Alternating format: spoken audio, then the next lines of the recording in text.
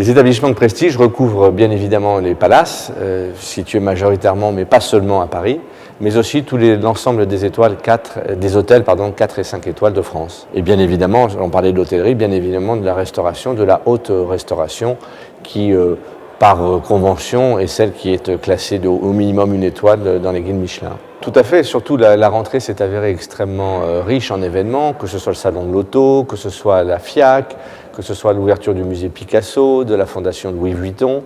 Tous ces événements ont donné évidemment un aspect extrêmement positif à la vie hôtelière et de la restauration et gastronomique parisienne.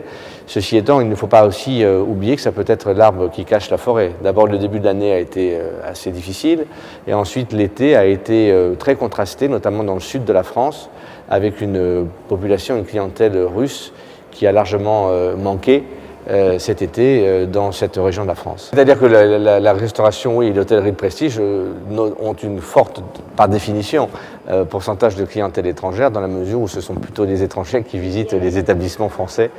Et donc, la restauration, il faut être un peu plus précis. Il y a une distinction forte entre le midi et le soir.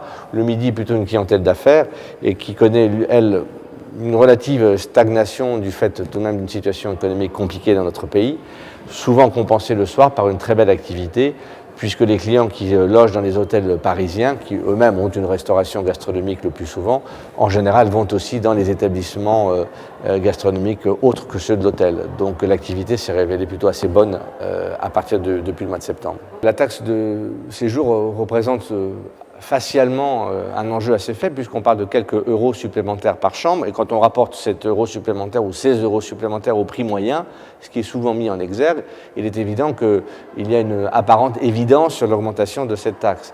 La seule chose, c'est que nous avons un contexte d'imposition qui est beaucoup plus lourd globalement en France qu'ailleurs, et qu'il ne faut pas isoler une taxe pour la comparer à ce que nous avons comme concurrent en termes de ville, mais bien évidemment la replacer dans un contexte beaucoup plus large. Et là, cette situation est totalement défavorable et nuit évidemment à la compétitivité. Pourquoi ? Parce que les prix sont libellés auprès des clients en net, et il est évident que cette taxe sera prise en charge pour la majeure partie par les hôteliers, et donc dégradant leur marge, dégradant leur compétitivité et à terme l'emploi.